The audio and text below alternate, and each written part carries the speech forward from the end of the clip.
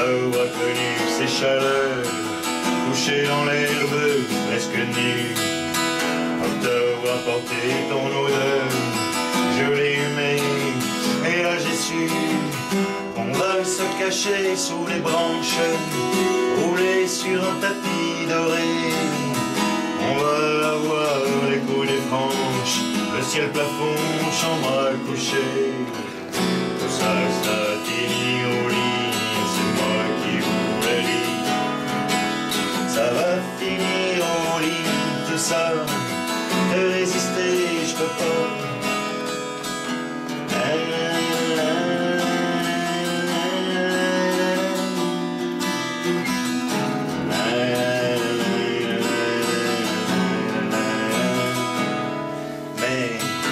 Le soleil rouge s'est caché, le vent sur le mont était glacé. Octobre a refroidi d'un coup, à peine entré, une petite toux.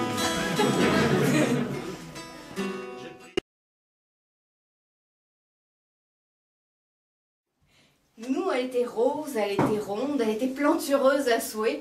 Et Nounou, ce qu'elle aimait, c'était sortir à la nuit tombante, se promener dans les prés, vêtue en tout et pour tout d'une petite nuisette en satin noir, bordée de dentelle. Et à chaque fois que Nounou se penchait pour cueillir un coquelicot, une pâquerette, une marguerite, tous les animaux de la forêt, cachés dans les buissons alentours, ils voyaient bien qu'elle avait complètement oublié de mettre une petite culotte. Nounou, quand elle avait ramassé un énorme bouquet de fleurs, elle aimait s'allonger dans l'herbe et regarder les étoiles qui s'allumaient les unes après les autres tout là-haut. Et elle se mettait à rêver. Elle rêvait que le grand méchant loup, il sortait du bois à cet instant précis. Il la voyait là, offerte sur l'herbe, il se précipitait sur elle et il la dévorait toute crue. Mais ça n'arrivait jamais. Nounou était bien obligée de se contenter des petites douceurs que sa main lui offrait. Le loup s'est dit que ça partait très mal.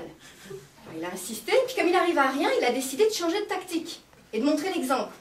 Là, il a dit à l'agneau, si tu veux pas m'insulter, tu peux aussi me frapper. Regarde, c'est facile. Puis il a levé sa grosse patte de loup et il a giflé l'agneau et il a envoyé l'agneau valser dans la rivière. Et là, bah, non seulement il a fallu qu'il le repêche, qu'il le sèche, mais aussi qu'il le calme, parce que l'agneau était complètement hystérique. L'agneau, il hurlait tout ce qu'il pouvait. J'en peux plus, finissons-en, mange-moi.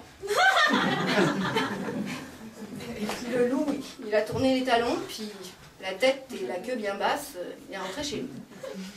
Et à compter de ce jour, il a cessé toute tentative.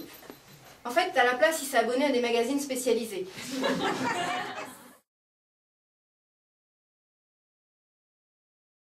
Et quand ils arrivent au château, monsieur coupe le moteur, descend de la voiture, fait le tour, à nouveau il vient ouvrir la portière pour Marie, il lui donne son bras, puis il lui fait remonter l'allée qui mène à la porte du château, comme une vraie princesse. Là, il la fait rentrer dans le hall. Ce hall, il est tellement immense, on pourrait mettre au moins 2 ou 3 fois la maison de Marie à l'intérieur. C'est un hall rempli d'objets hétéroclites, des objets qui viennent de partout dans le monde. Peut-être même qu'il y a une de tes toiles dans ce hall. Marie, elle est impressionnée, elle trouve ça vraiment beau. Monsieur, il en profite pour lui enlever son manteau, le suspendre à la patère, à l'entrée. Puis il l'invite à passer dans une pièce plus intime, plus chaleureuse, la bibliothèque du château. Une grande pièce, elle aussi. Sur 2 des murs court un meuble en bois, en acajou, poli, lustré par les ans. Une bibliothèque remplie de volumes en cuir, aux enluminures toutes plus belles les unes que les autres. Sur le 3e mur, une cheminée. Mais une cheminée si vaste qu'elle semble occuper tout l'espace. Et à côté de cette cheminée, un objet. Un objet tellement étrange que Marie, elle est complètement fascinée. Elle est incapable d'en détacher son regard. Et Marie a beau être une fille sans éducation, elle sait que la curiosité est assez mal vue en société. Alors, par contre, ce qu'elle sait, c'est que les mains de monsieur sont passées sur ses pieds, puis sur ses chevilles, puis remontent tout doucement derrière les mollets, jusque dans le creux, derrière le genou, là où la peau est si sensible. Marie, elle se sent bien. Elle s'enfonce un peu plus profondément dans le fauteuil, et ce faisant, elle écarte légèrement les cuisses. bien plus qu'il n'en faut à monsieur. Et Marie sent très vite les mains de monsieur qui s'insinuent sous sa robe, qui remontent le long de ses cuisses, en traçant une route de feu sur leur passage jusqu'à sa petite culotte en coton blanc.